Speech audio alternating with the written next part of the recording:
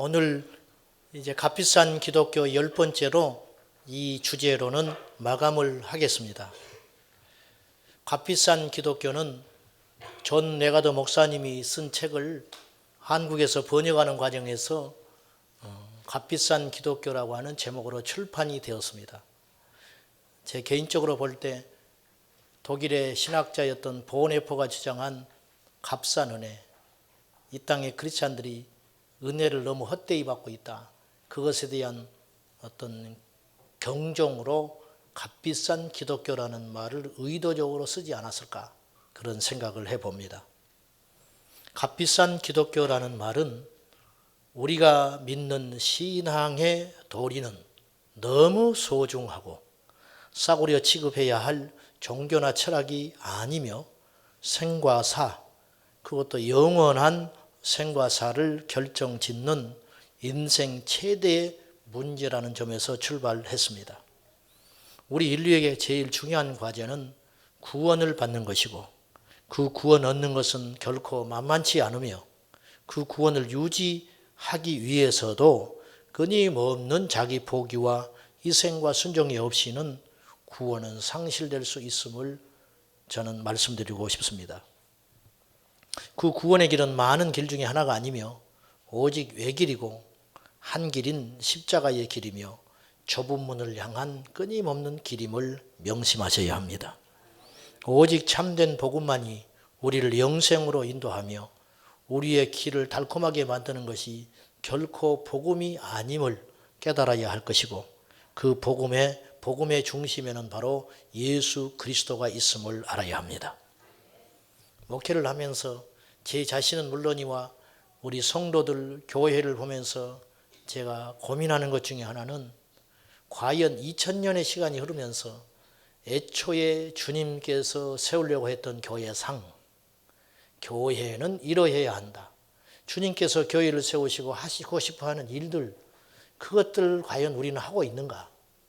또 하나는 2000년 전 주님을 따르려고 했던 그 사람들의 마음가짐과 우리 마음가짐에는 동일함이 있는가? 다시 말해서 2000년 전 예수님을 믿는다고 하는 것은 결코 녹록지 않는 결정이었습니다. 그래서 이들은 많이 고민했습니다. 그리고 일단 주님을 따르기로 작정한 이상은 모든 것을 포기했습니다. 그리고 주님을 따름으로 일어나는 박해, 시련, 어려움, 그리고 기도의 거절, 이런 것들은 결코 이들을 낙심시킬 수 없었습니다. 그래서 도무지 2000년 전 초대교회 성도들은 시험 드는 법도 없었고 낙오하는 법도 없었고 세상에 다시 가는 사람도 극히 드물었을 것입니다. 그러나 이 땅에 우리 많은 사람들이 처음에 신앙을 찾고 교회를 두드릴 때의 마음가짐이 옛날 그 2000년 전 성도들의 마음가짐과 많이 달라요. 오늘 저도 그런 케이스입니다만은 처음에 교회 문을 두드릴 때 철저히 자기 필요에 의해서 교회를 두드립니다. 내가 어렵기 때문에, 내게 시련이 왔기 때문에, 혹은 인생이 허무하기 때문에, 혹은 우리 가정에 큰 어떤 문제가 생겼기 때문에, 도피처로, 혹은 뭔가를 붙잡고 싶어서 그런 식으로 교회를 찾아요. 그렇기 때문에 내가 얻고자 하는 것이 거절될 때에는 시험이 듭니다. 그리고 내가 얻고자 하는 것을 얻어도 목적이 완성됐기 때문에 이제는 더 이상 구하려고 하지 않을 것이에요. 그래서 우리는 예수를 믿으면서도 끊임없이 넘어지고 자빠지고 쓰러집니다. 그리고 툭 하면 시험 들었다는 말을 입에 달고 삽니다. 이것은 애초에 우리 주님께서 우리를 부르신 그 원형적 삶하고는 거리가 멀다는 거예요. 그래서 제가 여러분에게 계속 강조하는 것은, 여러분은 절대 고객일 수 없다는 것이에요. 여러분은 누구에게 신앙을 관리받아야 할 사람들이 아니라는 거예요. 여러분들은 홀로서기를 해야 하고 주님과의 씨름의 과정 속에서 믿음으로 버텨내야 한다 그랬어요. 그래서 지난주에 만약에 우리가 가진 이 믿음의 도리와 복음이 참된 것이라면, 아무리 불쾌하고 어렵고 시련이 오고 내가 지금까지 살아왔던 생활 방식에 반하는 것이고 또 내가 믿어왔던 신앙의 체계를 뒤흔드는 것이라 할지라도 이것이 참된 복음이 맞다면 여러분은 견뎌내야 한다고 그랬습니다. 오늘 값비싼 기독교의 10번째 주제는 전쟁 중에는 잠들지 말라입니다. 즉 우리의 적을 좀 생각해 보자는 거예요. 우리가 지금 어떤 상황에 있는가를 보자는 거예요. 마귀는 예나 지금이나 단 한 번도 우리를 향한 공격을 신 적이 없습니다. 우리를 넘어뜨려 지옥에 다시 끌고 가려고 합니다. 그래서 베드로전서 5장 8절을 말씀엔 이렇게 묘사했습니다. 근신하라 깨어라 너희 대적 마귀가 우는 사자같이 두루 삼킬 자를 찾느니라. 여러분 잠자는 사자도 두려운 법입니다. 새창살에 갇힌 동물원의 사자도 무서운 법이에요. 근데 이 사자는 새끼를 잃었는지 굶주렸는지 우는 사자라는 거예요. 마귀를 우는 사자로 묘사했어요. 우는 사자같이 으르렁거리고 덮쳐대는데 과연 우리는 쉴 수 있는가? 우리는 잠들 수 있는가? 우리는 안심할 수 있는가? 그럴 수 있는 상태가 아니라는 것입니다. 우리의 대적이 누구인가를 분명히 해야 우리의 싸움도 시작될 수가 있는 것이죠. 오늘 본문 에베소 6장 12절 말씀을 우리가 다시 한번 보기를 원합니다. 우리 같이 읽어봅시다. 시작. 우리의 씨름은 통치자들과 권세들과 이 어둠의 세상 주관자들과 하늘에 있는 악의 영들을 상대함이라. 우리의 씨름, 우리의 싸움은 누구냐? 혈과 육에 대한 싸움은 분명 아니다는 거예요. 현대어 성경에는 이 말씀을 좀 더 알기 쉽게 이렇게 표현했습니다. 우리가 싸워야 할 적들은 살과 피를 가진 인간이 아니라 육체가 없는 자들이다.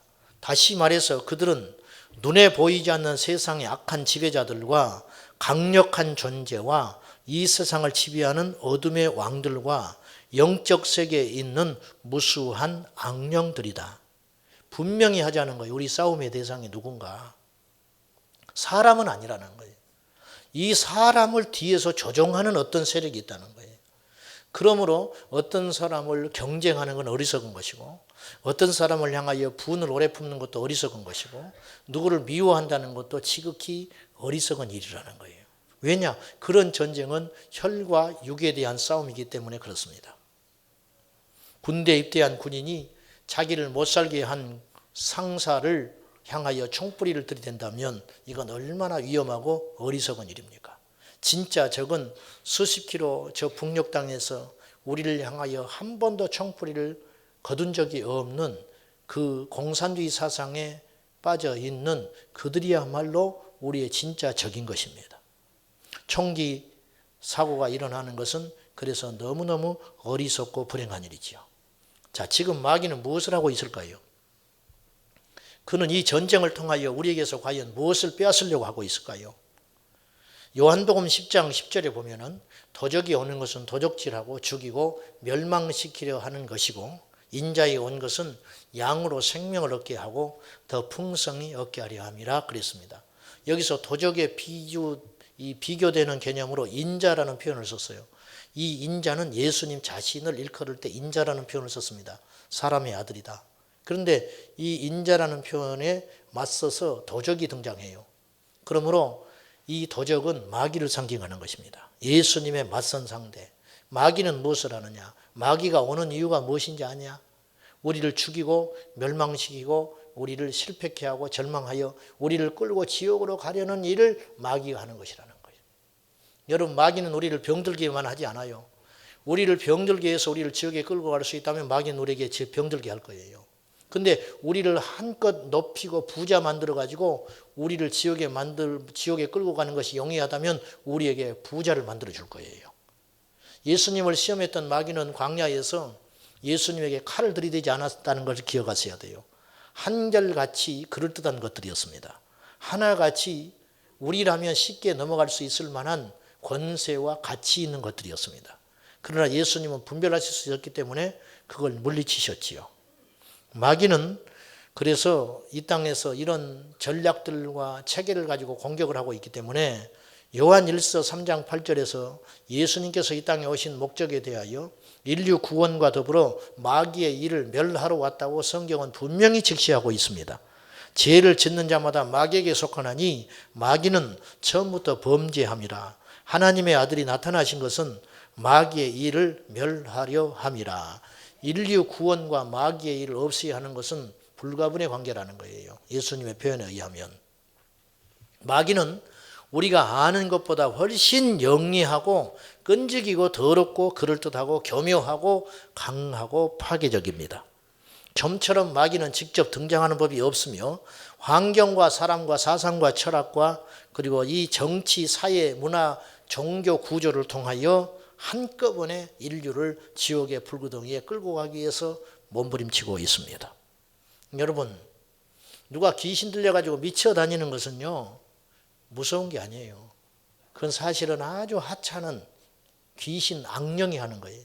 사탄은 그런 일을 좀처럼 하지 않아요. 사단은 좀 더 큰 일을 합니다. 여러분, 적장이 최전방에 서서 칼을 휘두를 줄 아십니까? 천만에 그보다 더 큰 전략을 세웁니다. 이 적군을 한 번에 숨통을 끊어버릴 수 있게 하는 게 무엇인가? 이것을 지하 갱도에서 연구하고 있는 존재가 적장이에요. 적장이 죽지 않는 한은 전쟁은 끝나지 않습니다. 마찬가지입니다. 아담과 하와를 공격했던 사단의 역사는 오늘도 동일한 방법으로 우리를 공격하고 있습니다. 아담과 하와를 공격했던 사단은 직접 나타나지 않았습니다. 뱀을 통하여 역사했습니다. 그런데 성경에 보면 이 뱀은 하나님이 피조하신 피조물 중에 가장 간교하였다 그랬어요. 이건 뭘 말하냐면 허점이 있었다는 거예요. 마귀가 쓰기에 최적화된 존재가 뱀이었다는 거예요. 그래서 많고 많은 하와 주변에 있는 피조 세계의 존재들을 통하여 마귀가 공격을 하려고 연구하는 중에 뱀이 가장 적합했어요. 그래서 뱀에게 침투한 것뿐이에요. 그럼 뱀을, 이 세상에 나타난 뱀을, 어떤 사람 뱀이 마귀라고 뱀만 나타나면 밟아 죽이는데 뱀을 죽인다고 이 세상에 마귀가 없어지는 게 아니죠. 그래서 요한계시록에 의하면 그 뱀을 옛뱀이라고 표현했어요. 그 뱀이라는 거예요. 더 스네이크, 그 옛뱀, 그것이 마귀였지 그 당시. 지금 존재하는 뱀들은 마귀가 아니죠. 단지 이용했던 존재에 불과한 것이죠. 마귀는 예수님 주변에도 계속 맴돌았던 걸로 봅니다. 그래서 누가복음 4장에 예수님이 광야에서 시험을 받을 때 마태복음 4장에 시험 받는 것과 다른 변이 하나 있는데 마태복음은 그렇게 기록하지 않았는데 누가복음 4장에는 시험을 다한 후에 잠시 떠나니라 그랬어요. 이 말이 얼마나 무서운 말인지 몰라요. 잠시 떠났어요. 교회를 사단이 와서 한번 시험하잖아요. 그러면 그 시험을 이긴다고 해서 다시 안 돌아오는 게 아니에요. 한번 패배했다고 마귀는 좀처럼 물러나는 법이 없어요. 가정에 파고들어서 사탄이 어떤 공격을 했다면, 우리 자녀들을 공격했다면, 우리를 공격했다면 한번 패배했다고 해서 마귀는 끝나는 게 아니에요. 계속 주변에 맴돌아요. 그리고 틈만 있으면 또 파고들고 또 파고들고. 마귀는 예수 그리스도의 이름으로 무장한 우리에게는 적수가 안 되지만 마귀가 갖고 있는 최고의 강점은 포기할 줄 모른다는 거예요. 마귀는 우는 사자처럼 끊임없이 우리를 공격하고 있음을 기억해야 합니다. 그래서 마귀는 베드로에게도 역사했고 가룟 유다에게도 역사했는데 마침 가룟 유다가 가장 적합한 존재였어요. 아담과 하와에게 뱀을 통해서 역사했듯이 가룟 유다가 그 뱀 역할을 하는 매개체가 되었다는 거예요. 탐심에 가득 찼던 가룟 유다는 마귀에게 너무 많은 허점들을 유출했고 그 결과 가룟 유다는 요한복음 13장에 의하면 생각에 침투했다가 나중에는 가룟 유다를 완전히 지배했다는 걸 알게 됩니다. 그리고 예수를 팔게 만들어버립니다. 오늘도 그런 일을 하고 있습니다. 베드로에게도 역사했던 걸로 봅니다. 그래서 예수님은 이렇게 베드로에게 경고했습니다. 사탄이 너를 밀가부로 듯이 까분다. 체에 올려놓고 흔들어대듯이 사단이 너를 대고 흔들어대는데 너도 지금 마음이 진정이 안 되지. 너도 지금 온갖 생각을 다 하고 있지. 너도 내가 왜 이러는지 모르지. 그런 뜻이에요. 너를 놓고 흔들어대는데 너는 믿음을 굳게 한 후에 네 형제를 굳게 세우라. 예수님이 이렇게 권면했어요. 여러분, 저도 사탄의 참소를 받아서 공격을 받아가지고 여러분에게 마귀적 행동을 할 수 있어요. 언제든지 그럴 수 있습니다. 그래서 원수는 외부에 있지 않고 내부에 있고 우리 가족이 원수일 수도 있는 것입니다. 마귀는 거짓된 좋은 것, 그래서 분별하기가 쉽지 않습니다. 좋은 것인데 거짓됐어요. 그래서 사람들은 사단의 역사에 속습니다. 여러분, 좋은 것은 좋은 게 아니에요. 좋은 것 중에는 거짓이 너무 많아요. 종교통합 그럴듯하지 않습니까? 왜 종교 간에 자꾸 대립을 하냐는 거예요. 그로 인해서 재산 피해와 인면 피해가 얼마나 많고 세계 평화를 위협하고 있는데, 그러니까 두루 잘 지내자. 가톨릭을 봐라. 얼마나 불자들하고 잘 지내느냐. 왜 개신교만 그렇게 속 좁고 폭 좁게 말이지. 너희들만 옳다고 유아독전 그렇게 주장하는가. 여러분, 그건 틀렸습니다. 그 좋은 것을 통하여 우리의 영적인 숨통을 끊어버리게 하는 것입니다. 속지 마십시오. 깨어있기를 축복합니다. 여러분, 폐쇄적이거나 혹은 속이 좁거나 혹은 이기적이라는 것이 아니라는 것이죠. 진리를 어찌 우리가 타협할 수가 있겠습니까? 주보를 보시기 바랍니다. 주보 왼쪽에 보시면은 앨리스 베일리라고 하는 여인인데, 이 사람은 1880년에 태어나서 1949년에 죽은 사탄 숭배자입니다. 이 사람은 사탄 숭배자일 뿐만 아니라 영매자라고 그래요. 영매자는 쉽게 말하면 점장이에요. 영적 매개체와 이렇게 접선할 수 있는 접신이라고도 하죠. 이런 사람을 영매자라고 합니다. 이 사람은 결혼을 2번 했는데 두 번째 남편은 프리메이슨의 일원이었다고 일컬어집니다. 어릴 적에 이 사람은 3번의 자살을 시도했습니다. 다시 말해서 건강하지 못한 상태에서 출발한 사람이라는 거예요. 이 사람은 나중에 신지학자가 되었는데, 신지학이라고 하는 것은 신비주의적인 사상 철학 체계로서 모든 종교와 사상, 철학, 과학, 예술 등에 근본적으로 하나의 보편적인 진리가 있다고 믿는 뉴에이지성 사상입니다. 즉 하나님을 대적하는 사상입니다. 그녀는 역사상 최고위급 사탄 숭배자로 알려져 있고 귀신의 영감에 매우 민감한 사람이었습니다. 성경적인 기독교를 적대시하였던 그녀는 약 65년 전에 10가지 플랜이라는 책을 썼습니다. 그 목적은, 이 책을 쓴 목적은 세상으로 하여금 성경적 기독교를 대신할 수 있는 뉴 에이지의 대체 가치 체계를 만들려는 것이었습니다. 그녀는 자신의 플랜에 기록된 모든 것은 영계로부터 직접 왔다고 주장했고 자기의 창작물이 아니라고 했습니다. 그녀는 그녀에게 내용을 받아 쓰도록 구술한 3마리의 최고급 악령이 있었다고 주장했고, 그런데 그녀는 앨리스 베일리가 기독교적 가치 체계를 대신하는데 실천적으로 사용했던 이 10가지 전략은요, 놀랍게도 노인을 상대하지 않고 어린아이들을 공략하는 것이 주된 내용이었다는 것에 주목할 필요가 있습니다. 마귀는 우리보다 훨씬 지혜롭습니다. 앨리스의 10가지 전략을 보면은 오늘날 서구 각국의 의회와 정부가 추진하는 정책과 너무 흡사하다는 사실에 놀랄 것입니다. 앨리스가 수립한 이 전략의 핵심은 사회 각 분야에서 기독교에서 하나님을 추방하여 성경적 가치를 말살하고 건전한 가정을 파괴하며 음란과 퇴폐를 널리 퍼뜨려 국가와 사회를 타락시키는 것이었습니다. 놀랄 만큼 이 앨리스 베일리의 이 전략은 오늘날 이 세상에서 득세하고 있고 이미 이루어진 것들도 너무 많다는 사실에 여러분들은 경악하셔야 됩니다. 여러분 주무시면 안 됩니다. 여러분 깨어 있어야 합니다. 저도 이런 설교를 하고 싶지 않아요.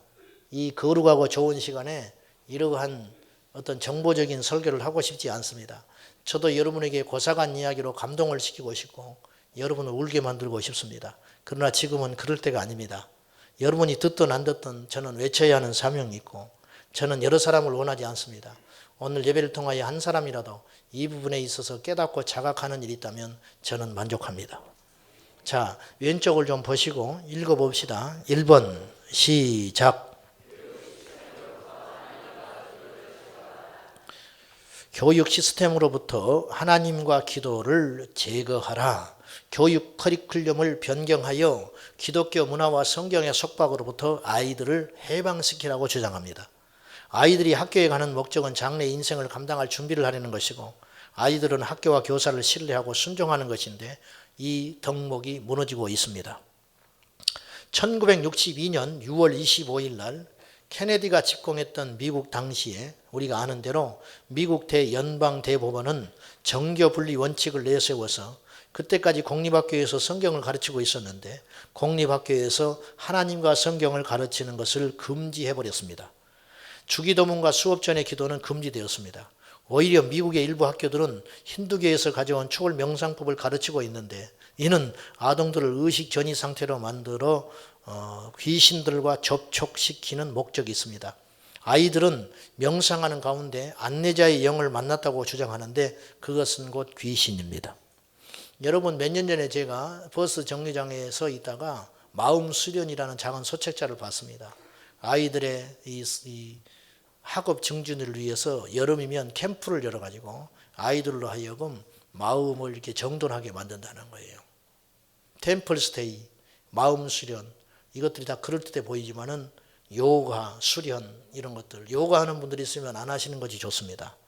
그것은 인도의 신비주의 사상에서 온 잘못된 영매를 접촉시키는 도구가 요가입니다.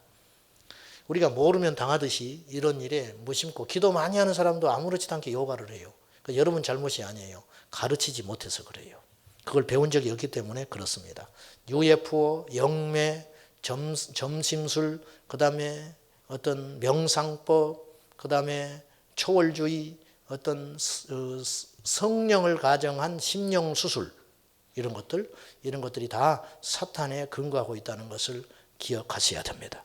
그리고 오늘날 교회 안에 들어와 있는 신비주의와 어떤 잘못된 성경을 근거로 잘못 전해지고 있는 어떤 역사들, 그런 것들을 우리에게 참 조심해야 됩니다. 자, 2번 읽어봅시다. 시작. 아동들에 대한 부모의 권위를 축소시켜라. 부모와 자녀 사이의 의사소통을 끊어버리라는 겁니다. 부모들이 자신들이 지키는 성경적 전통을 자녀들에게 물려주지 못하게 하므로 부모의 전통이라는 속박으로부터 아이들을 해방시키라, 이렇게 주장하고 있습니다. 구체적인 방법으로 3가지를 제시했는데, 첫째, 시작. 아동 권리를 과잉되게 신장시켜라. 물론 아이들도 권위가 있습니다. 아이들도 권익이 있어요. 아이들은 보호받아 마땅합니다. 그러나 지나치게 과잉되게 아이들의 권익을 신장시키고 있다는 겁니다. 1997년에서 98년 사이에 남아공화국에서 제정한 유니세프 헌장에 의하면 그 아동권리법을 국내법에 받아들였는데, 남아공에서 그 이후 부모나 교사는 아동을 가르치고 명령할 수 없게 되어버렸습니다. 아이들은 부모에게 나는 그런 말을 듣고 싶지 않습니다, 내게 말하는 대로 강요하지 마십시오, 그렇게 말할 수 있고, 교사에게는 나에게는 권리가 있습니다, 그런 식으로 말하지 마십시오, 말할 수 있는 권리가 아이들에게 주어졌다고 해요. 선생님들의 권위는 어디가 있죠? 선생님들의 권익은 그렇게 말을 하게 되면 부모와 교사는 아무런 대책이 없게 된답니다. 제가 약 20여 년 전에 미국에서 살다 온 어떤 분이 이런 이야기를 하더라고요. 미국에서는 자기 자식을, 자기가 애들을 때리고 체벌하면은 경찰이 와서 부모를 잡아간다는 거예요. 그래서 내가 그런 놈의 나라가 어디가 있냐 그랬어요. 근데 우리나라도 곧 그렇게 될 것 같아요. 2번째, 시작. 아동 체벌을 폐지하라. 실제로 오늘날 선진국 대부분의 나라에서는 아이들이 아무리 잘못을 해도 체벌할 수 없게 법으로 금지되어 있습니다. 한국의 학생인권조례법 역시도 체벌을 일체 금지하고 있습니다. 이제 우리 애들도 마음대로 못 때려요. 여러분, 학교에서 체벌 못하는 건 이미 오래됐습니다. 선생님이 이렇게 지나가면 애들이 욕을 해요. 근데 대꾸를 못해요. 대꾸하면 더 추해지는 거예요. 수업 시간에 엎드려 잠을 자도 말을 못해요. 말을 하면 달라들어요. 이게 고등학생이 아니고 초등학생이 그러긴 해요. 초등학생이. 성경은 자녀들을 처달하라고 그래요. 그래도 죽지 않는다. 여러분, 애를 취업해야 돼요. 그래야 바로 큽니다. 학교 강단에서 매가 사라짐으로 아이들이 형편없어져 버리는 거죠. 우리 때는 어떻게 컸어요? 물론 선생님들 중에는 상식적이지 못한 분도 계셨어요. 그래서 학교마다 미친 개가 하나씩 있었어요. 그래서 꼭 미친 개라고 그랬어요. 그런 분들이 꼭 있을 수 있습니다. 그러나 그분들로 인하여 나타나는 피해보다 체벌을 거둠으로 나타나는 그 피해는 이루 말할 수 없이 막대하게 큽니다. 지금 우리가 크게 잘못하고 있는 겁니다. 예수 믿는 사람들조차도 이 의식이 없어요. 우리는 겨울에 옆에 친구하고 수업 시간에 말 한마디 했다는 이유로 나오라 해가지고 이 슬리퍼를 벗어서 빵을 맞고 들어가고 그랬어요. 그러면 집에 가서 이렇게 퉁퉁 부어가가지고 말도 못해. 너 왜 그러냐 그러면 선생님이 때렸어요. 떠들어서. 그러면 더 두드려 맞으니까 말도 못하고 그냥 끙끙 앓고 마는 거예요. 우리 친구는 두들겨 맞아가지고 이빨이 빠져버린 애도 있었어요. 그건 좀 심했지요. 근데 요즘에 그랬다가는 난리 날 거예요. 언론에 나와버릴 겁니다. 옛날에는 언론에 일어날 만한 일들이 날마다 있었어요. 동아일보 일면 기사에 나올 만한 일들이 우리 학교에서 날마다 일어났어요. 맨날 두들겨 맞고 맨날 얻어맞고 집에 갔어요. 선생님이 오죽하면 너를 때렸겠냐. 잘했다. 그러니까 더 말을 못 해버렸어요. 다 옳은 것은 아니겠지만 그런 부작용보다 체벌을 거둠으로 일어나는 부작용은 이루 말할 수 없이 더 커졌다는 것입니다. 여러분의 아이들이 진정으로 귀하거든 매를 드시기 바랍니다. 죽지 않는다고 그랬어요. 성경은. 부모에게 맞아서 죽었다는 아이는 들어본 적이 없어요. 그러나 매를 들지 못하여 죽은 아이들은 수없이 많습니다.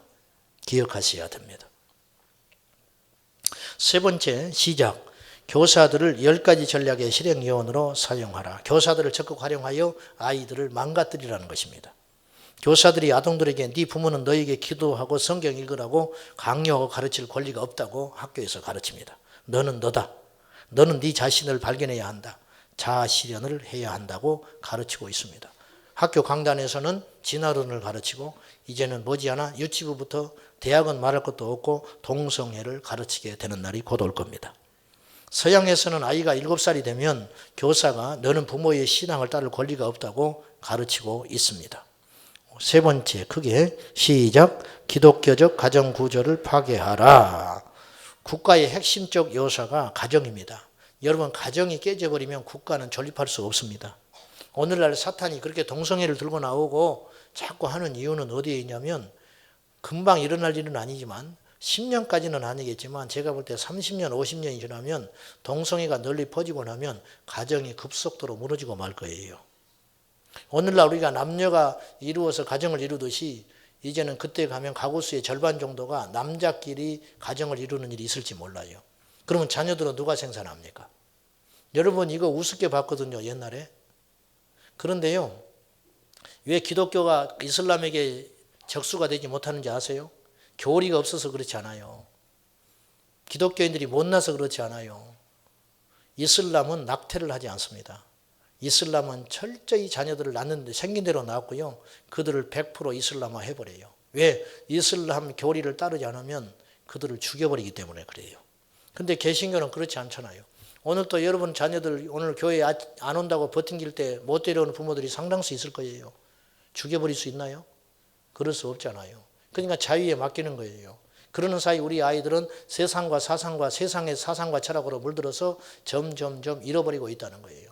그러니까 기독교 인구가 출산율이 작아지는 것에 대해서 우리가 무심코 생각했는데 이게 무시 못할 위협으로 다가왔듯이 앞으로 5, 60년이 지난 후에 가정마다 동성애가 창궐해가지고 자녀들을 생산하지 못하면 인류는 멸망하게 됩니다. 이거 장난 아닙니다, 여러분. 우리나라 인구가 지금 인구 절벽이라고 하죠. 인구 절벽. 백약이 무효예요. 백약이 무효. 대학교들이 텅텅 비는 날이 옵니다.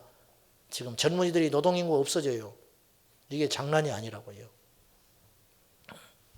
첫째, 시작. 성문란을 조장하라. 가정에서 기독교적 가정 가치를 파괴하기 위하여 성문란을 조장하라는 거예요. 젊은이들에게 혼전 성교.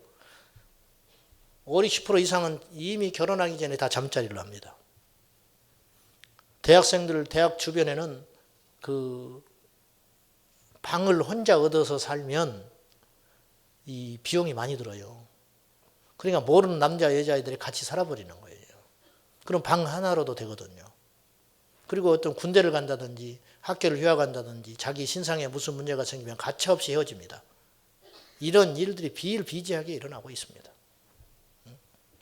혼전 성결을 지키는 것은 어리석고 바보스럽다고까지 생각을 해요. 군대 가기 전에 총각 딱지를 띠라는 거예요. 그래서 장려촌을 집어넣습니다. 청년들이, 친구들이. 성적 쾌락을 인생 최고의 기쁨이라고 미화시키고 조장해라. 그래서 심지어 불륜, 혼의 정사까지도 사람들이 긍지를 느낄 수 있도록 유격적인 사회 분위기를 만들어라. 에베소 5장 3절과 5절에는 음행과 온갖 더러운 것과 탐욕은 너희 중에서 이름이라도 부르지 마라. 농담도 하지 말라는 거예요. 농담도 하지 마라. 여름철이 다가오는데 옷들 우리 여자 교우님들 나시티 같은 거 입고 오시면 안 됩니다.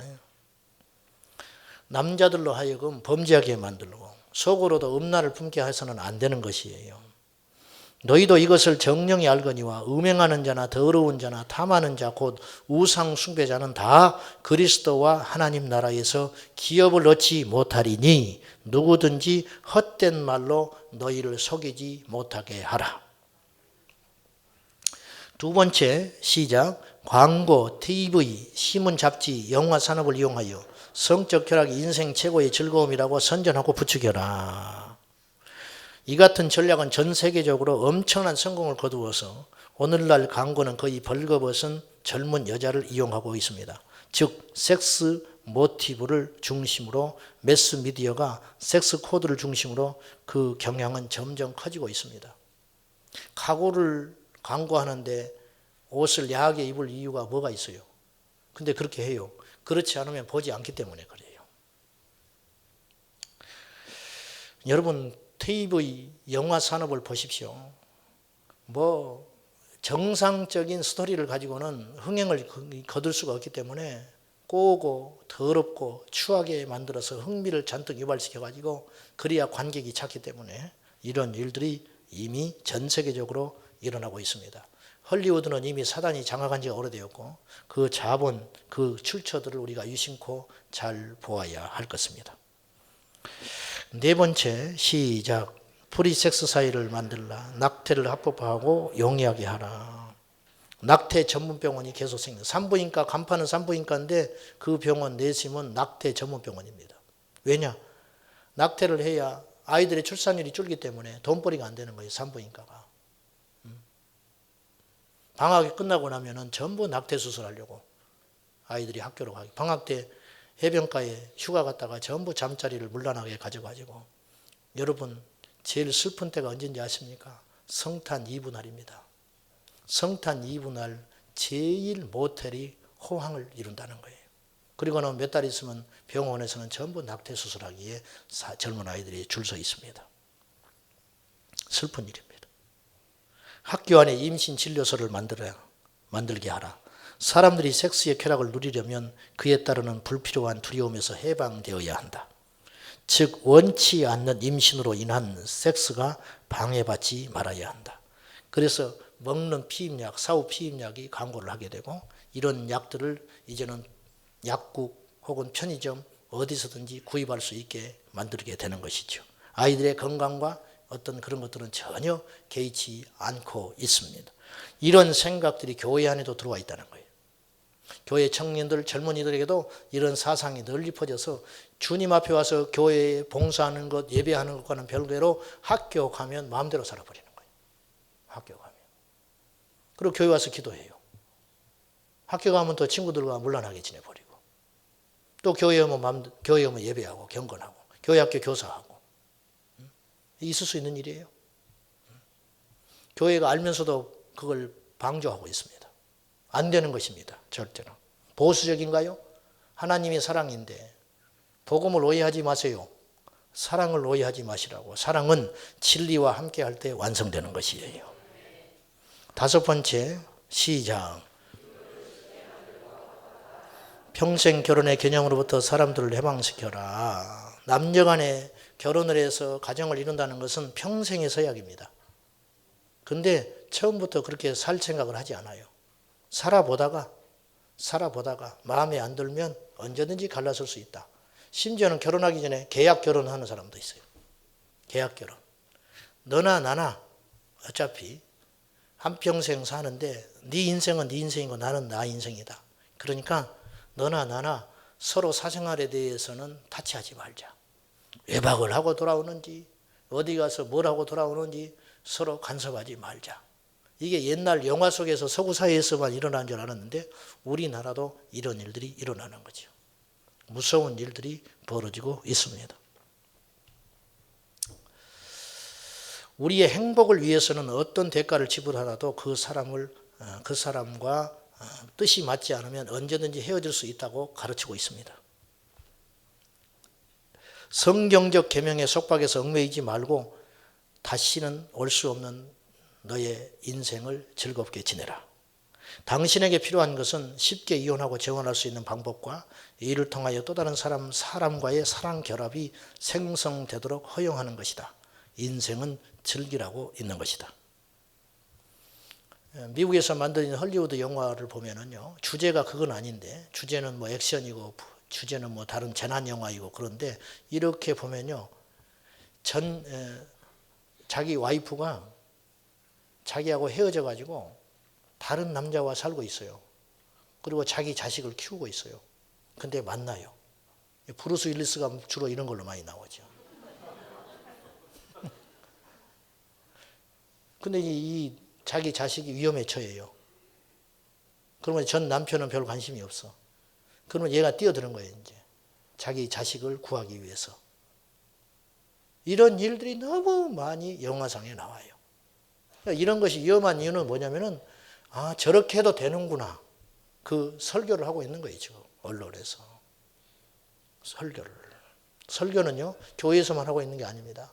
대중 매체를 통하여 사탄은 설교를 하고 있어요. 6번째, 시작. 동성애를 대체 생활 방식으로 만들어라. 더 이상 말할 필요도 없습니다. 섹스의 쾌락은 인간 최고의 즐거움이어서 누구든지 이 즐거움에서 제외돼서는 안 되고 그 즐기는 방법에 있어서는 제약받으면 안 된다고 주장했습니다. 인간이 스스로 원해서 선택한 것이라면 근친상간이든 동성애든 수관이든 피차 합의한 것이라면 전부 허용해야 한다고 주장하고 있습니다. 미국에서는 친여동생과 결혼한 오빠가 있었습니다. 그걸 인정해 달라고. 개와 결혼한 남자가 있었습니다. 동성애와 동성결혼은 이미 여러 선진국에서 합법화되었습니다. 18개국에서. 애플사의 최고 경영자였던 팀 쿡은 소위 말하는 커밍아웃이 뭐 대단한 것 같지요. 뭐 영어로 쓰니까 멋지게 보이죠. 지가 동성애라고 주장하는 것이에요. 부끄러운지 모르고. 그러니까 그런 사람들이, 유명 인사들이, 사회적으로 소위 성공했다고 하는 청소년들이 우상으로 여기는 사람들이 그런 일을 하게 되면은 어떤 일이 벌어지겠냐는 거예요. 정당화될 수 있죠. 정당화될 수 있다는 거예요. 7번째, 시작. 예술의 품격을 떨어뜨려라. 미친 예술이 되게 해라. 예술은, 누시엘은 문화 전문가입니다. 누시엘이 원래 찬송하는 존재였기 때문에 그가 사탄으로 전략할 때 그가 가진 재주를 고스란히 갖고 있어요. 그래서 음악, 문화, 예술 이런 분야는 탁월하게 마귀가 잡고 있어요. 인간의 사고와 태도를 바꾸는 데서 가장 효과적인 통로는 바로 예술입니다. 인간의 상상력을 더럽히고 타락시키는 형태의 예술을 긍정하고 장려하게 해라. 왜냐하면 예술은 인간 영혼의 언어로서 자신의 영을, 화학, 또 자신의 영을 음악, 드라마 또는 예술의 형태로 표현하는 것이기 때문에 그렇습니다. 그래서 예술을 더럽고 난잡하게 만들면 영혼도 함께 난잡하고 더러워지게 되는 것입니다. 영화제에 출품된 작품들은 하나같이 불건전한 성, 동성애, 근친상간, 외설적이고 파괴적입니다. 이번에 칸느 영화제에 출품된 아가씨라는 영화도 처음에는 그것이 밝혀지지 않았는데 알고 봤더니 동성애를 주제로 하고 있는 것인 것을 알게 됐어요. 수년 전에 김기덕 감독이 연출한 피에타라는 영화가 있었어요. 김기덕 씨는 그런 외설적이고 아주 자극적인 영화를 만드는 걸로 유명합니다. 최근 몇 년 동안 지금 영화를 안 만들고 있는데 어디선가 지금 그는 또 뭔가를 구상하고 있을 거예요. 분명히 뭔가 깜짝 놀라고 충격적인 영화를 가지고 다시 언론의 스포트라이트를 받으면서 나타나게 될 것입니다. 세계 3대 영화제에 출품되는 하나같이 수상작들은 전부 이상하고 야릇한 시나리오를 가진 차마 눈뜨고 볼 수 없는 내용들이 수상을 합니다. 김기덕 감독이 만든 피에타라는 영화를 수상한 후에 제가 언론에서 하도 떠들어서 시간이 한참 흐른 후에 제가 본 적이 있었습니다. 제가 며칠 동안 기분이 나빴어요. 얼마나 영화가 더럽고 파괴져 있고 이로 말할 수 없이 지저분한 영화인지 이로 말할 수가 없었어요. 그런 영화를 수상을 했다는 거예요. 건강한 가정, 또 상식이 통하는 건선징악의 영화는 절대로 영화제에 초대도 받지 않을 뿐더러 출품된다 해도 상을 받을 수가 없습니다. 8번째, 시작. 미디어를 활용하여 반기독교적 가치를 선전하고 인간의 사고방식을 바꿔라. 신문, 잡지, 라디오, TV, 영화, 광고를 이용해라. 유실론에서 무실론으로 사고방식을 바꿔야 한다. 현실 속에서 매스미디어를 통하여 음란, 폭력, 기타 세속적인 자료를 널리 퍼뜨리고 광고하는 일에 엄청난 돈이 투입되고 있습니다. 결혼하는 것보다 혼의 섹스 장면이 8, 90배 더 많이 미디어를 통하여 나타납니다. 마치 성문란이 인간의 자연스러운 행위인 것처럼 사람들을 세뇌시키고 있고, SBS와 MBC, KBS 공영방송에서는 이미 TV 드라마로 동성애가 전 국민에게 방영되고 있습니다. 이 횟수는 점점 많아지게 될 것입니다. 9번째, 시작. 종교 통합운동을 일으켜라. 다른 종교들을 관용하고 높여 기독교와 대등하게 만들어라. 기독교만이 천국에 갈 수 있는 유일한 길이라는 식의 주장을 공개적으로 망신을 주게 만들어라. 10번째, 시작. 각국 정부가 이러한 내용들을 법제화하게 하고 교회가 이런 변화들을 추진하게 만들어라. 더 무서운 것은 각국, 특히 선진국 정부들이 성경에 반하는 법률들을 계속해서 제정하고 있는데 교회는 하나님의 말씀을 세상과 타협해가고 있는 현실입니다. 소위 유명한 메가처치를 목회하는 목사님들조차도 포용력에 있는 설교, 사람의 보편 도덕 진리에 대하여 이야기할 때 사람들이 그것에 몰려들고 있습니다. 그래서 이 세상에 지금 현재 그리스도인들은 도무지 사탄과의 전쟁을 하려고 하지 않습니다. 오늘 이 설교도 여러분을 불편하게 만드는 것일지도 모릅니다. 여러분이요, 깨어있기를 축복합니다.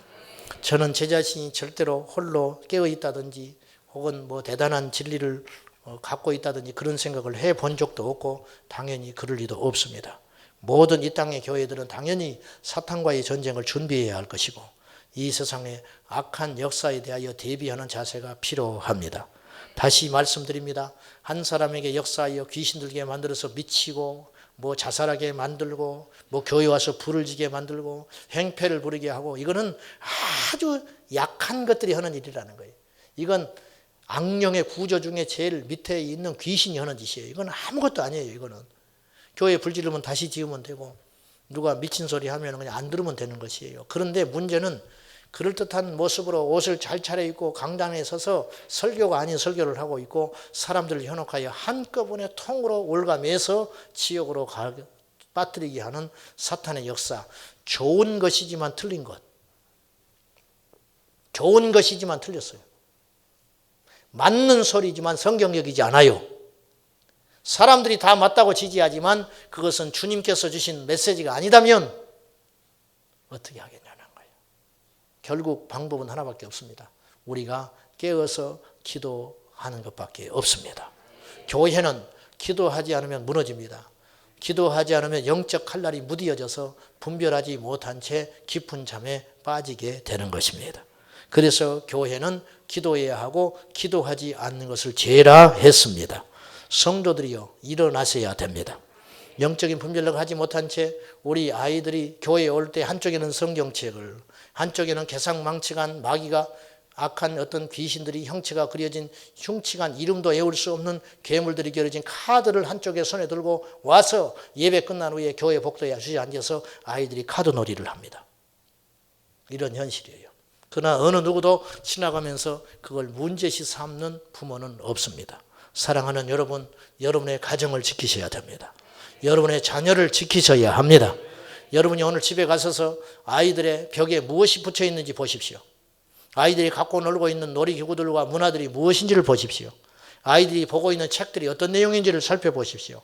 그리고 여러분이요, 가정으로 돌아가십시오. 맞벌이 하는 것은 성경적이지 않습니다. 할 수만 있으면, 근데 이 사회 구조가 어쩔 수 없어요. 지금 전셋값은 올라가지 맞벌이를 하지 않으면 살 수 없는 구조로 만들어버렸어요. 아니 먹고 살만한데 옛날 같으면은 능히 살 수 있는데 그 수입을 가지고 살 수 있는데 마귀는 이 세상의 소비와 사치 향락의 문화를 너나 할 것 없이 잔뜩 퍼뜨려 가지고 전부 빚더미에 주저앉아 버렸어요. 90%가 빚더미에 앉아 있어요. 대출을 잔뜩 내가지고 집을 사서 아무것도 할 수 없게 만들었어요. 지금 막 200만 원씩 이자 내고 계시죠. 그러니까 남편이 혼자 벌어서는 지탱을 할 수가 없는 거예요. 그러니까 아내가 이제 밖에 나가서 벌 수밖에 없는 거예요.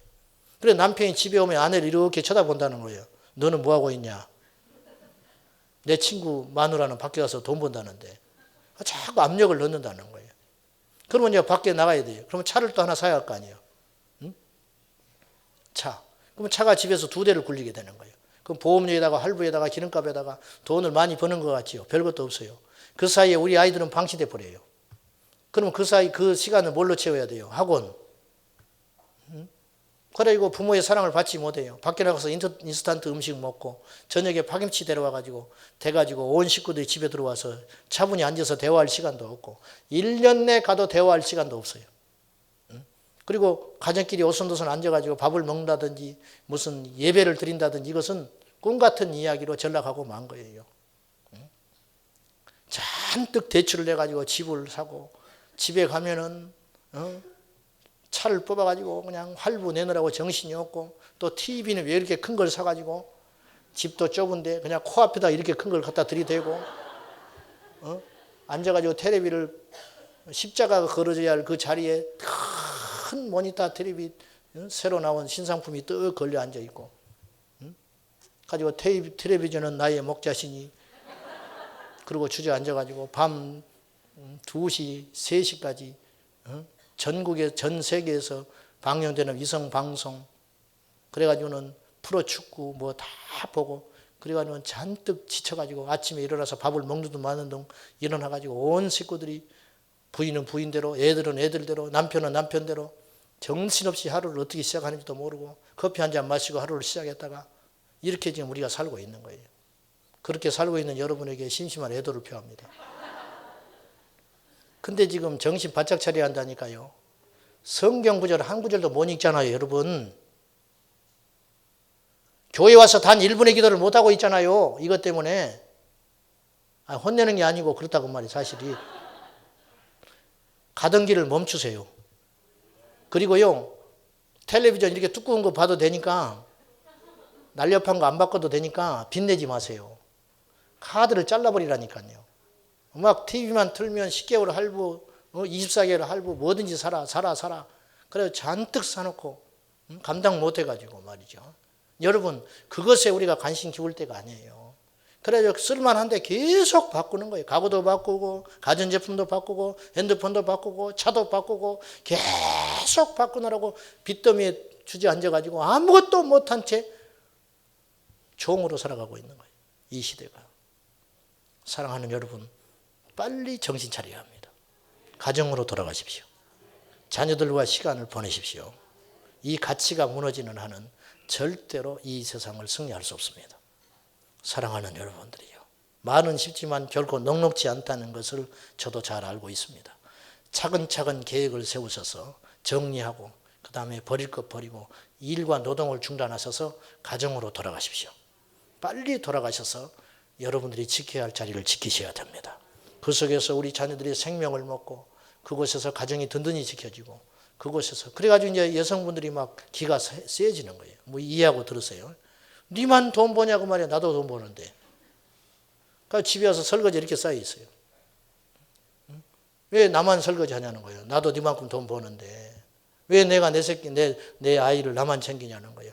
성경적 구조는 남편은 밖에 나가서 돈을 벌 일을 해야 되고 여인들은 가정을 지키는 거예요. 그것이 질서예요. 이런 소리 하면 젊은 애들 싫어해요. 젊은 여자애들이. 그런데 성경적으로 그렇다 그 말입니다. 사랑하는 여러분들이요. 여러분들이 며느리를 드릴 때 맞벌이하는 며느리를 드리지 말고 가정을 지킬 수 있는 며느리를 택하십시오. 능력이 없어도 조금 못나도 그때 가정이 든든히 서게 될 줄로 믿습니다. 별소리를 다 하고 있네. 목사가 돼가지고 니나 똑바로 살지. 이것이 작은 일 같지만 큰 일이라니까요. 사단이 노리는 것은 무엇일까요? 이 세상과 세상에 속한 쾌락과 문화 속에 우리를 빠져들게 만들어서 결국은 영생, 십자가, 진리, 천국, 예수, 예배 그런 절대 가치에 대하여 흥미를 떨어뜨리는 일을 마귀가 하고 있다는 것을 기억하셔서 영을 가진 인간이 아닌 혼과 육만 가진 짐승처럼 만들게 하는 것이 사탄의 전략이라는 것을 꼭 기억하시고 우리 모두가 깨어있기를 축복합니다. 전쟁 시에 잠들면 죽습니다. 살아남아도 적의 노예가 되기 쉽습니다. 일어나십시오. 깨어 있으십시오. 그래서 성경은 우리에게 너희 무릇 지킬 만한 것들이 많은데 재산도 지켜야 되고 가정도 지켜야 되고 재산도 돈도 지켜야 되고 너희 자존심도 지켜야 되는데 무릇 지킬 만한 것 중에 네 마음과 생각을 지키라. 생명이 이에서 남이니라. 우리 마음에서 패배하면 우리 생명이 끊어져 버린다는 거죠. 날마다 깨어서 주 예수 그리스도 이름으로 승리하는 저와 여러분이 되시기를 주님의 이름으로 축복합니다. 오늘 이 설교를 절대로 귀에만 남기지 말고 여러분의 마음에 담고 가셔서 여러분의 가정을 믿음의 눈으로 보시고 성경의 가치관으로 여러분의 가정과 자녀들을 보셔서 성경적이지 않는 것은 하나하나 중단하고 버리셔서 믿음의 가정으로 굳게 세우시기를 가정의 선교사가 되시기를 주님의 이름으로 축원합니다.